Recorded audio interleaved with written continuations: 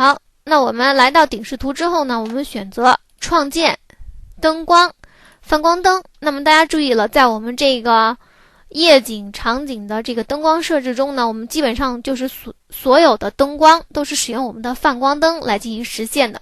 因为泛光灯呢计算起来速度非常快，并且呢控制起来它的衰减范围也控制起来也非常的灵活。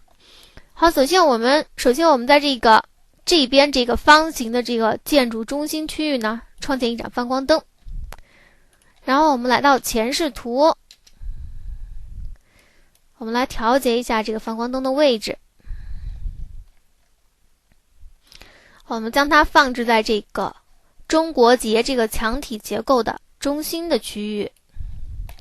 好，在将这个泛光灯创建完成之后呢，我们需要设置一下这个泛光灯它的颜色、强度以及它的衰减范围。那么这3个值呢，是我们在这个夜景灯光的设置中最关键的3个参数。我们来到修改面板，首先由于它是从室内向外投射的，所以呢它的阴影效果呢我们暂时不开启。那这儿呢我们首先来设置一下它的颜色。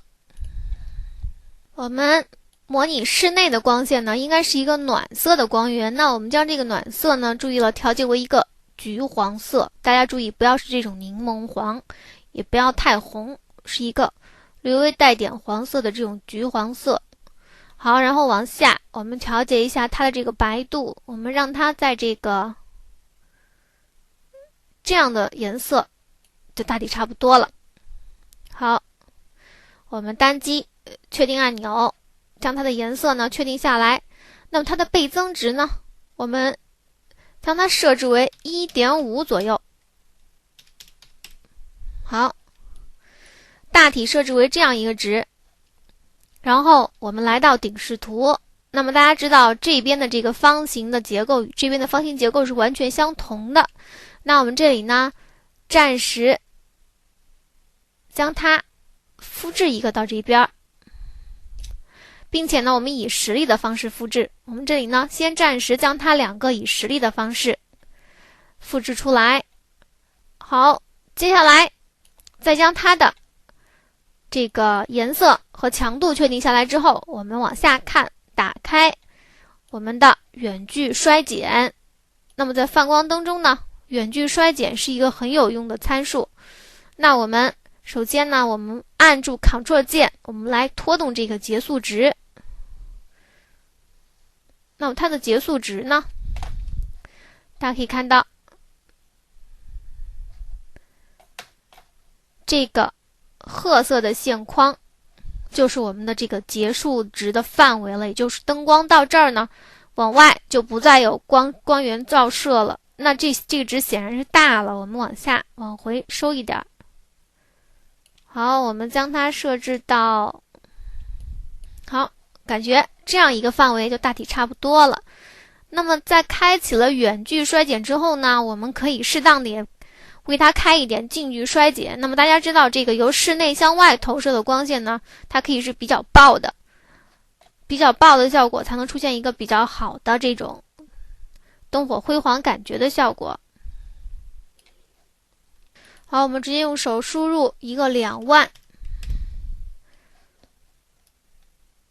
好，那么我们可以选择这边的灯光看一下，也是2万。好，因为它2个是以关联的方式复制的，所以这边的参数改变呢，这边也会随之改变。好，在将这2个灯光设置完成之后，我们来测试渲染一下，来到我们的摄影机视图，单击确定，看一下在设置了2个室内向外投射灯光的这个光线之后，这个建筑出现了怎样的效果。好，可以看到设置了这2盏灯之后呢，这建筑内部整个就亮起来了。那我们觉得这个效果呢还是比较好的。好，那么在这个建筑亮起来之后呢，我们再来观察一下其他的部分。我们看一下这个建筑内部还有哪些地方可以向外投射光线。我们可以看一下这边下方有一个玻璃桶的结构，那我们可以放大看一下。我们按 P 键来到我们的透视图，我们向下看一下，这个地方是有一个结构，也可以向外，这种由室内向室外投射光线的，它是一个玻璃的结构。好，那我们也在这儿呢来设置一个泛光灯，选择创建灯光泛光灯，然后我们在顶视图找到这块的位置，放大，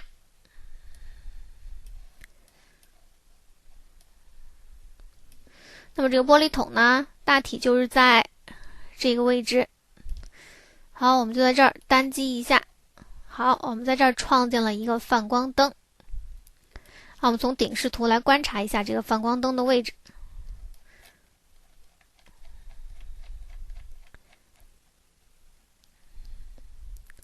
好，大体是在这个位置。我们旋转一下视图。好，是在这个玻璃筒的内部，然后我们将它向上挪动一下。好，大体在这个位置。然后我们再来设置一下它的这个强度以及衰减。那么刚才呢，在这个大型的这个中国结建筑结构中，这个 1.5 的值我们感觉还是很亮的。那么在这儿呢，这个电梯筒呢，它本来就是一个透明的结构，如果仍然使用这个强度，可能会有曝光的效果。所以呢，这里我们将它的强度略微降低一点儿，设置为一个1左右。然后呢，将它这个饱和度呢，也可以再降一点。好，这样这个玻璃筒设置完成之后，我们再来到我们的这个摄影机视图来看一下。那么在设置灯光的过程中呢，我们就是不断的设置灯光，测试渲染，调节不合适的灯光。那么整个呢，就是一个这样的过程。好，在将这个玻璃筒的这个灯光设置完成之后呢，我们可以看到泛光灯由于没有设置它的这个远距衰减的开始值和结束值呢，所以大家可以看到这些配楼都被它给照亮了。好，那现在我们来设置一下它的开始值和结束值。我们这里首先将它的这个远距衰减的使用勾选，然后我们来到顶视图，我们来确定一下它的范围。好，由于这个玻璃筒向外投射，所以它的这个范围呢不需要这么大。我们可以将它的这个开始值给关掉，设置为0，然后仅设置它的结束值就可以了。因为如果开始值也设置的话，可能会出现一个非常爆的效果，那么这个玻璃筒就整个曝光了，基本上看不清它内部的结构了。好，我们将这个结束值呢设置到一个，我们来观察一下这个玻璃筒，将它的结束值刚刚包围到整个玻璃筒的感觉就差不多了。好，我们觉得这样一个效果呢就还可以。好，我们来到摄影机视图，那么在勾选了远距衰减之后呢，这个泛光灯仅会对这个玻璃筒进行照明了，它的远距衰减范围不会再影响到其他的配楼建筑了。好，我们再看一下，注意大家观察，重点观察这个玻璃筒。好，可以看到玻璃筒呢被照明了，并且呢这些配楼建筑也没有再被它照亮的效果。好，我们接着再往下看，还有哪些地方可以由室内向室外投射灯光的呢？那大家看这个平台的下方有一个这种结构，那么它内部呢应该也是有灯光的效果的。好，那我们现在在这儿也设置一盏灯光，将这个内部向外投射光线的效果给制作出来。我们仍然来到顶视图，找到这个平台的结构。好，那么刚才我们观察到的就是这一块的结构了。那我们在这儿呢设置一盏泛光灯，我们选择灯光创建泛光灯，在这儿单击创建一盏泛光灯。然后呢，我们来到前视图来设置一下它的高度。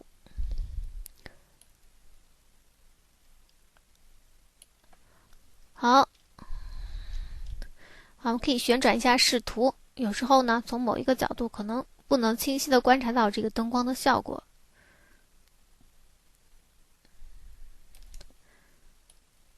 好，那么大体这样一个效果是可以的。接下来我们对这个灯光也进行一个设置，我们将它的这个强度呢设置的稍微大一点，因为由这一盏灯光将这么大的一个区域照亮的话呢，可能需要一个比较大的强度。那我们这儿呢，先设置为一个2左右，看一下效果怎么样，不合适我们再调整。然后我们仍然开启它的远距衰减，我们将它的开始值呢也要设置大一点，我们设置到一个68000左右。好，那么开始值，大家注意到这个灯光的外侧呢，实际上是有一层玻璃的。那我们将开始值呢设置到这儿，可以将这个玻璃照亮，并且呢将这个下面基座的内侧也照亮。好，一会儿我们渲染，大家再来观察这个效果。那么结束值呢，我们也应该将它调大一些，因为在这个光线透过玻璃之后呢，还应该向外漫射一些光线，然后再结束。所以呢，我们将这个结束值呢调节到98000左右，让它向外漫射一圈光线，模拟一个灯光由室内向外投射的效果。好，设置为这样以后，我们再来到摄影机视图，按 C 键，再来测试渲染，看一下这块有没有亮起来，有没有向外这种漫射光线的效果。好，大家可以看到，在这个灯光的影响下呢，这个内部被照亮了，但是我们感觉这个照明效果还不是很好。我们再来调整一下这个灯光的位置。我们来到顶视图，来看一下，我们将灯光呢再向外移这么一点点，让它这个开始区域呢离这个玻璃更近。好，我们再来渲染，看一下这一次这一块是不是能更加明亮一些。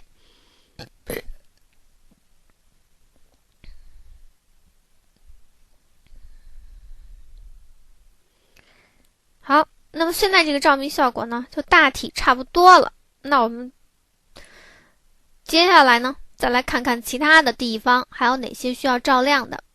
那么这些室内向室外投射的光线呢大体就模拟出来了。那我们来观察一下这一块，感觉这个灯光啊，它的这个照射范围呢将这个表面都照亮了，那么这种效果是不正确的。由室内向室外投射的光线呢，室外不可能这么快就明亮起来。那我们接着再来想想办法把这个问题解决掉。好，我们再来观察一下，那么是这一盏灯光，我们看这盏灯光的衰减范围呢已经涉及到了我们这个表面了，所以它使这个表面变亮了。那我们这儿呢可以对我们的这个衰减范围呢进行一个调整。大家可以看到，从这个视图可以看得很清楚，它可以照亮到上面的这个建筑的这个红筒的范围。那我们现在不需要它这个衰减范围涉及到这个上面的这个中国结结构，那我们可以使用这个缩放工具。注意了，这衰减区域呢是可以进行随意的这个缩放的。那我们在这个 Y 轴上锁定，然后将它压扁。那我们仅将它控制在我们这个平台下方的这个结构室内就可以了，我们不要让它范围那么大。好，我们从前视图再看一下，然后我们再透视图，我们换一下角度来看一下。好，我们将它限制在这一个范围之内，不要让它影响到上面的这个红色的中国结的结构。我们再次渲染，看看刚才那个亮的部分是不是被解决掉了。